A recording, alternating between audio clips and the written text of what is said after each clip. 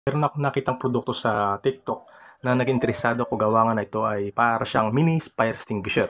Fire stop nga yung tatak na to. Susubukan natin kung legit nga ba yung ating nabili sa online Shopee. Ayan, tingnan natin kung legit to. Kasi napaka-importante na to lalo pag sa ating bahay na nagsisimula pala sunog. Kaya maganda itong gamitin. Lalo pag legit to, talaga namang magiging epektibo to. Kaya tetesting natin kung epektibo talaga siya. Yan, magsisiga muna tayo dito ng papel. Papel lang gagamitin ko para talagang malakas yung liyab niya. Makikita natin dito kung talagang effective talaga siya.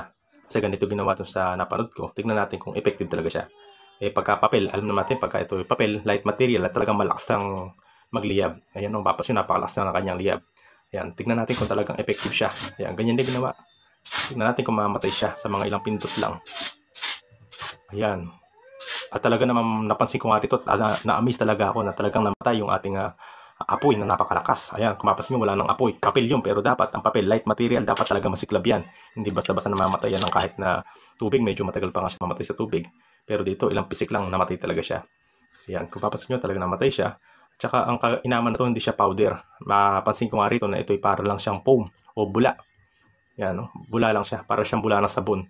Yan, napakaganda na to sa ating bahay. Yan, dapat lagi tayo may stock na to. Recommended tong product na to para sa ating may-ari ng mga bahay. Ayan.